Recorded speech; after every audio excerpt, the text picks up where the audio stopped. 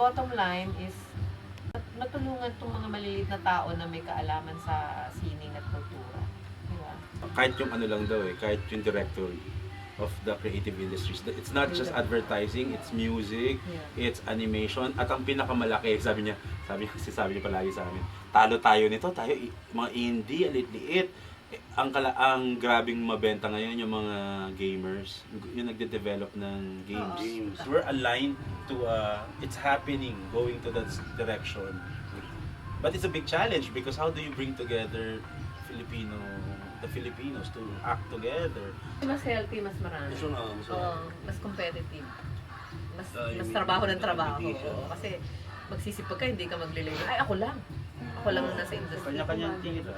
Doon naniniwala yung piracy is killing the industry. Naniniwala ba kayo? Kasi why is HBO, Cinemax, these cable stations, channels thriving? Napanood mo na yun Oo. Napanood mo sa sine yun It's everywhere pinapanood pa natin. Hindi totoo Pagka lang natin quality, pag may chance ka napanood natin Saka yun, pag alam mo quality, binibili mo yung original DVD. Totoo yun. So, Pinagpupunanan mo siya. piracy is killing the industry. It leveled, it made available yung works to even the lower class. Ngayon, ang taas na ng standard nila. Nakaka-avail yun lang kaya Kaya nila sa piracy. Same thing Now, with they're looking for branding something better. Ba't ka ba bibili ng ba't ka ba bibili ng Esprit? Mahal. May RTW naman sa division. Nandiyan naman ang ukay. Ukay. Di ba yung mga ganun? Dahil may Totoo. kalidad. Hindi, tapos sa atin pala galing yun, nilagyan lang ng tatak. Yes! Dito pala ginawa sa sa Taytay. Diyan ang gawaan ng lahat. It's what you're developing through the internet Wala talaga Global community na talaga. Wala kang At alam mo, art ka lang. at tayo tinatanggap lang natin yan, pero sa Europe, they're developing it because they know that's what the world is.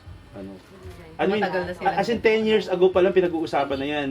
Yung artist, magdo-donate, magbibigay ng pera sa kanya yung market niya, yung direct, hindi na siya dadaan sa studios, hindi siya magre-record ng album, hindi na siya dadaan doon. And that's happening already. So, in a way, nasa precipice tayo. Timing, in terms of timing. When I resigned at ACE, sabi ng boss ko, my God, I asked around, hindi ka naman nilipat. Sabi niya, what will you do? Sabi ko, magtitinda po ako ng banana cue, tsaka Actually, isa pa yung phenomenon. Bakit? Yeah. Kasi po, pag nagtinda ka ng banana cue, walang magme-memo sa'yo, walang magbabagsak sa'yo ng phone. Ganun kasimple yung sagot ko. Shock na shock yung presidente ng ACE. Oh my God. Akala nila Actually, isa pa yung Pero sir, sabi phenomenon. ko, you will not be a lesser person pag nagtinda. Yeah. Ano Ikaw lang lang naman yun nag-isip nun. situational lang yung pagtitinda ko, hindi everyday na gagawin ko na sa buong buhay ko. Creative Saka person, marangal I can siya. do anything. Exactly. Malay mo, ang banana cue, pwede kong banana cue in different dips. Ano yun?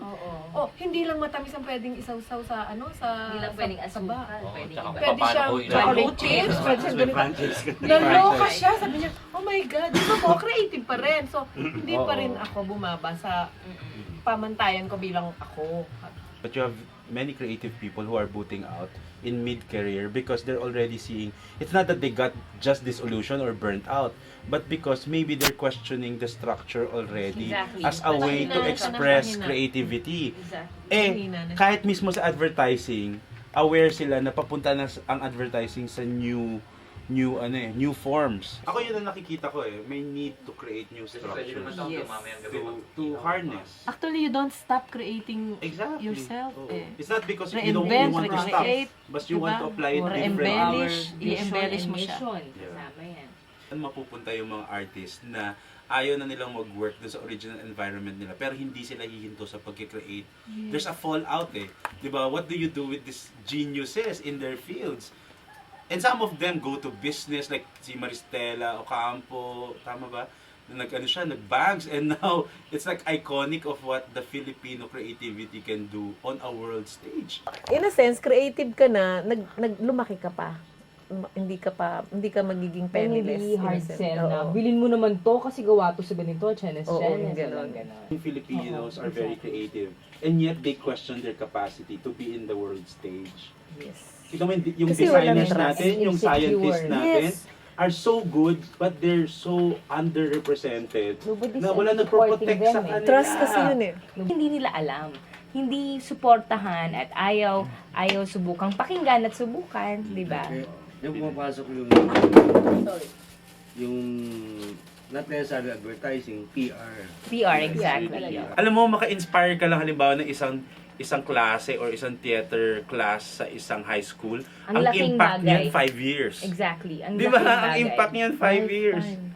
Even Habang the may school na yun. yung mga Totoo. maliliit Kasi na yung mga version, nakakita, shit, nung year na na-produce, let's say, Naalala nila at naalala na lahat. yan. Oo. Tapos And na-apply from there, yung confidence. Actually, ako nagturo lang ako ng 2 sessions na short lang, 2 days, ng filmmaking sa high school students. Sobrang grabe Impact yung yun. overwhelming yung result na nung lumabas na yung result sa UP, sa lahat, ang dami sa kanilang nakapasok sa communication. Ang dami sa kanilang interesado tuloy mag-pursue ng arts. Kasi, ang dami sa kanilang practical eh. Pero at the same time, Sina-juice out mo yung creativity hindi kasi nila. nakita nila, nakaya nila, ang Oo, laki. oo. Ngayon, kung mag-choose sila, hindi na yung feeling na hindi ko na-explore. Di ba? At least na-explore nila. Kung ayaw man nila yun, kung hindi nila kaya, at least na-explore. alam niya na hindi niya, ayaw niya yun, hindi niya yun. Ang laki ng effect. Hindi dun sa na-dikta ng school. magulang kung ano yung Oo. kukunin nila after. O yun, Kasi ba, yung- kids as early as si Tala, nagtatanong siya na, ano ba yun? Bakit nangyari? Paano naganap yun? Oo. Yung nanonood siyang visual, tinatanong niya paano ginawa. Hindi lang siya na-entertain by what she sees. She's asking Na-educate why. na siya eh. Isa oo. pa yun eh. How did it Exposed na siya happen? kay- Isa pa yun eh. Inevitably, I mean, it's already happening. Children now are more editors of Yeah. media. So imagine mo yung Analytical sila power.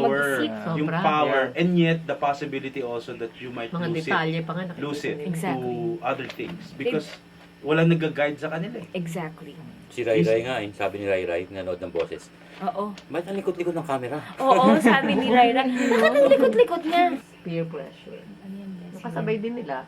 Hindi na mga nangbubuli sa kanila para hindi nila ma-develop sarili nila. So, Tama. Diba? Lahat tayo ganito. Criticism, negative. Sama-sama. Criticism. In misery. yun, in misery, gano'n. Mahirap tayo. Mahirap na lang tayo forever. Farmer Totoo, tayo. yun yung talangka. Farmer lang Diyan tayo. galing yung talangka. So, nadadown ka pa. Imbis na i-up ka, nadadown ka ng kapwa mo.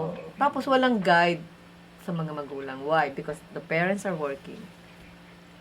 So, communication ang isang major problem. Bakit hindi mo turuan yung bata sa bahay na, oy, every after going to the bathroom, you flush the toilet. It's a learning process for the Yes, kids. oo. Kung practice at home, hindi mo kailangan Hindi ituro lalabas sa school. yan sa school. At kung rule siya sa loob ng classroom na ito bawal, you should do this, magiging second nature nung bata yung cleanliness. Hindi mo kailangang i-impose at hindi mo kailangang padiliin ang buhay niya. Kailangan niyang maging nitty-gritty about it until eventually, maging second nature niya na of being whatever. Yes. Parang yung lifestyle, this alternative lifestyle, nung una ang hirap eh, parang pinupush mo yung sarili mo eh. Parang vegetarianism, pupush mo yung sarili mo sa una, but eventually, it's second nature. It becomes second nature to you. Tama ang kinommunicate mo sa mga anak mo. Lalaki silang malinis sa bahay. Not only in the house, but also in the other premises Sa na labas. pinupuntahan. Pag ano kailangan natin, we have to capture the imagination of the youth para eventually meron yung mga magiging inventor, may mag-i-invest din para sa mga inventions ng mga inventors, gano'n. Expectation ba na na-set ng previous generation? Yung sabi na palangka, hindi natin kaya yan, mahirap yan eh. Yun yung Wala tayong battleground. pera eh, Yun yung mahirap vision yan. natin. Alam mo na, namana natin yan kasi doon sa mga invaders dito eh. Correct. Na hindi na tayo challenge, hindi tayo challenger. Ay, By magsasaka our ka lang, own. magsasaka ka lang ha. Huwag kang nasa May basta- lang. May ano mo. caste system. Pambenta daw talaga nung the next wave talaga is talent, creativity talaga. Kasi that's what not can be replicated by machines. So hanggat completely na ma-machinate, the more naging importante yung talents. May baka ma-free natin yung minds nung next generation. Hindi mahirap yan, wala Or imposible. give them Diba? venues to free their To free their minds, to minds. express Free their their minds, yeah. freedom. Parang gano'n.